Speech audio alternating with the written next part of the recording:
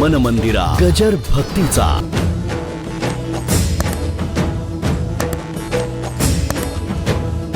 एखादी व्यक्ती प्रेम करते, पण तुम्ही जर जाणलं नाही तर ते प्रेम वाया जातं.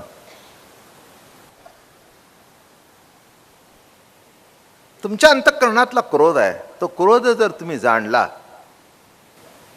तो क्रोध कमी होईल. क्रोध जाणणे शब्दाचा अर्थ त्या क्रोधातून होणारे जे दुष्परिणाम आहेत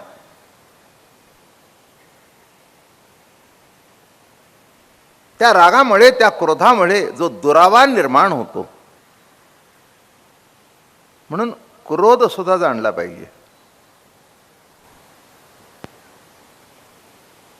जे जाणतात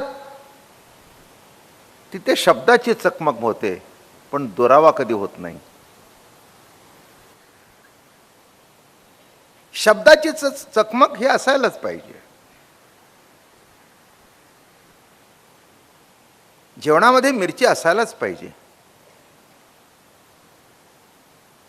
तसं क्रोध जाणल्यानंतर क्रोध ताब्यात राहतो. लोभ जाणल्यानंतर लोभ ताब्यात राहतो. एखाद्या गोष्टीचा लोभ करावा म्हणजे किती करावा. लोभाच्या अंतरंगात शिराल तर लोभ आपोआप कमी होईल. कारण त्याचा अर्थ असा आहे, जे तुमचं आहे ते तुमच्या दारात चालत येईल,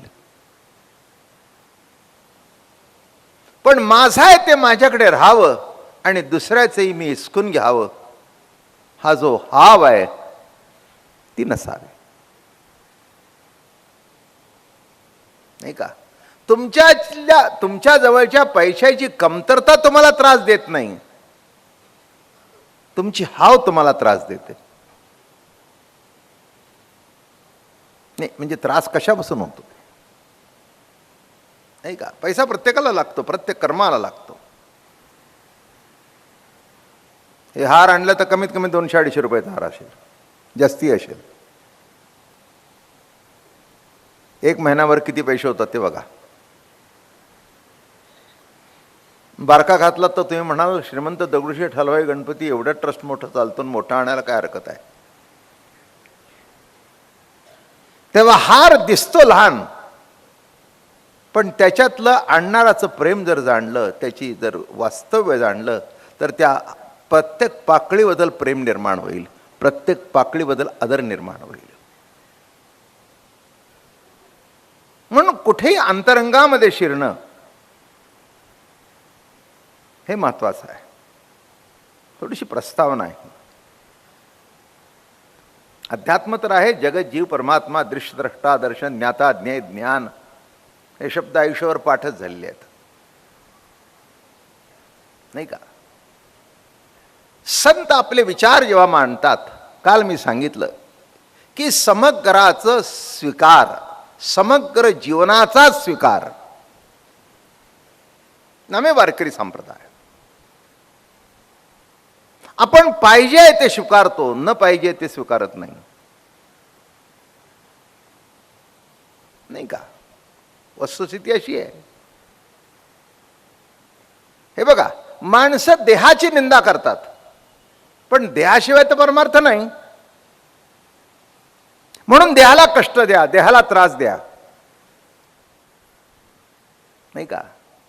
अहो, परमात्मा सुद्धा देह धारण करतो तेव्हा तो जाणण्याचा विषय होतो.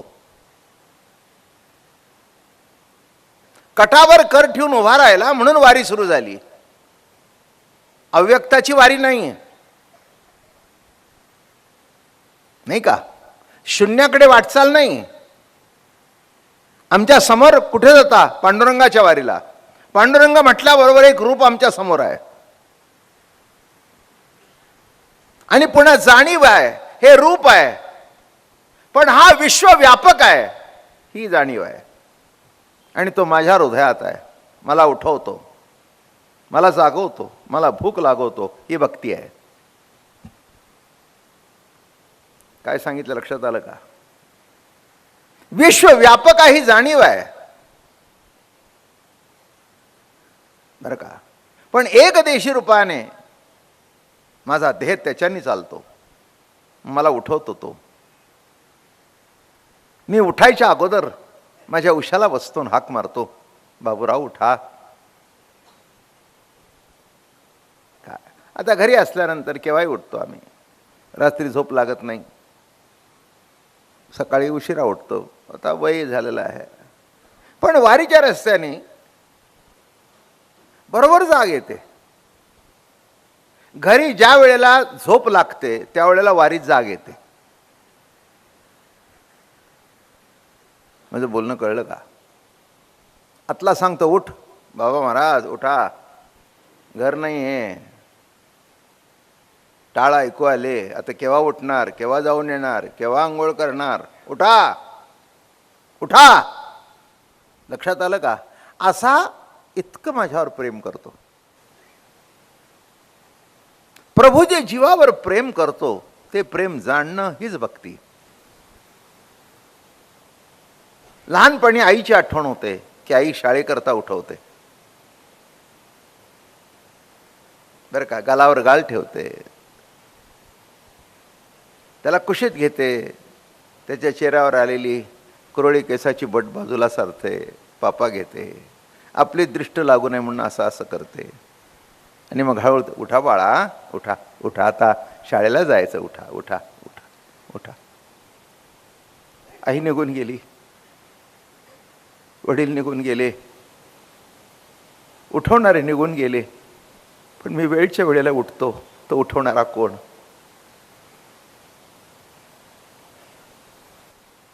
जो उठवणारा आहे त्या विठुमालीची जाणीव होणं ही ज्ञानोत्तर प्रेमलक्षणा भक्ती.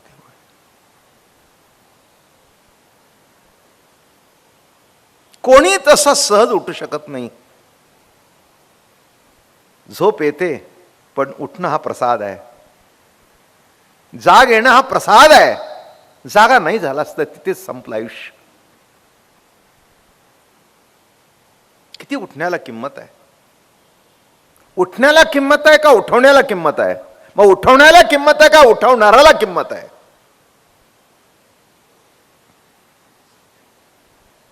कोण उठवतो, कोण बोलवतो? त्याच्याकडे वाटचाल करत जाणं नामे पंढरीची वारी. हा आमचा अमृत अनुभव आहे. माझं बोलणं नीट लक्षात घ्या. माणसानं ऐकायला बरं वाटतं, पण ऐकणं कृतीत उतरणं अत्यंत आवश्यक आहे. ऐकलेलं ज्ञान कृतीतून उतरणं म्हणजे वारी, आणि प्रभूचं दर्शन म्हणजे साक्षात्कार. हे माझं मान्य आहे, तुम्ही मान्य करावं असं काही नाही. स्वप्नात दिसला तर साक्षात्कार, स्वप्नात दिसलेला देव जर साक्षात्कार आहे तर स्वप्नात दिसलेलं तुमचं मड का असत्य म्हणत नाही?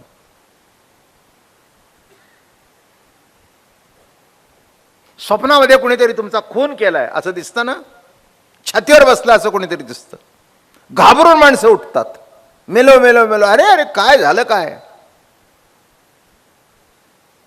नाथांनी फार असं विडंबन सुंदर केलंय. भ्रतार शेजे निजवून नारी, पती वैधव्य शंख करी, पती जरी पुसे तरी ती म्हणे मी रांडवले. काय रूपक आहे बघा. हे नाथानीच करावं. भ्रतार शेजे निजवून नारी,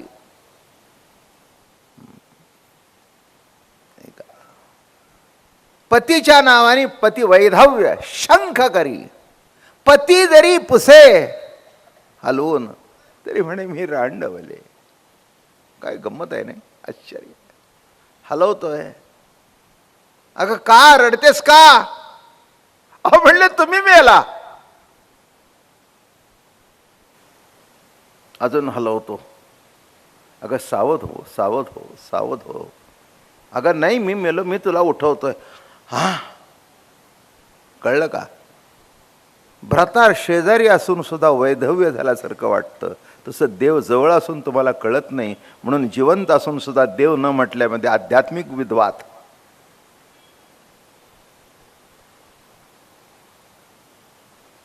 माझा शब्द तुम्हाला झोंबेल, झोंबण्यासारखं काहीच नाही आहे. वास्तव्याकडे जावं म्हणजे काही झोंबण्याचं कारण नाही आहे, नाही का.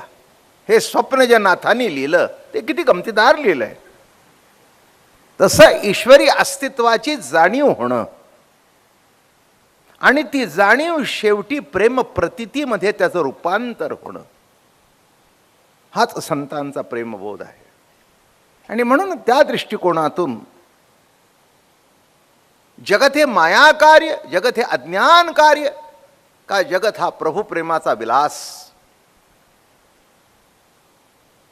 तर जगत हे प्रभू प्रेमाचा विलास आहे. हाच अमृतानुभवाचा सिद्धांत आहे. परमात्म्याहून जगत परिच्छिन्न नाही, सकट आहे. बाजारामध्ये विकत घेताना केळ अख्खं घ्यावं लागतं, सोलून नाही. तुम्ही घरी जाऊन सोला, तुम्ही घरी जाऊन सोला. केळ कसं मिळतं? साली सकट मिळतं. आपणा सकट माते जाणा वेगा. त्याच्या सकट शब्द कसा आहे? साली सकट. नारळ घेताना करवंटी सकट नाही. कसं विकत घेतो आपण? कसं विकत घेतो? तसं त्याच्या सकट विकत घेणं, तसं जग बाजूला सारावं आणि मग खाली राहील तो परमात्मा आहे असं बिलकुल नाही. जगत रूपाने परमात्माच नटलेला आहे. हा माऊलींचा श्रेष्ठतम सिद्धांत आहे, नाही का. तुम्ही म्हणाल मग सुख काय, दुःख काय, चांगलं काय, वाईट काय, हे तुमच्या इंडिव्हिज्युअल प्रश्न आहे. हा तुमचा इंडिव्हिज्युअल प्रश्न आहे. जगत रूपाने जर बघितलं तर हा त्याचा खेळ आहे, नाही का. हां, जिकडे सुनामी आली तिकडचे दुःखी झाले, तुम्हाला काय झालं? नाही का. तुम्ही चांगले पोहे खात बसलाय. ते जेव्हा पुण्याला पूर आला, 59 साल असेल ना, हां 61. हां, काय झालं? नारायणपेठेमध्ये घरामध्ये सगळ्यांच्या तिथे पाणी शिरलं. काय झालं? टीव्हीवर पूर बघायला बरा असतो, कारण त्यातलं पाणी जरी 3 डायमेन्शनल टीव्ही असला तरी ते पाणी आपल्या घरात येत नाही, म्हणून बरा असतो. मन मंदिरा गजर भक्तीचा.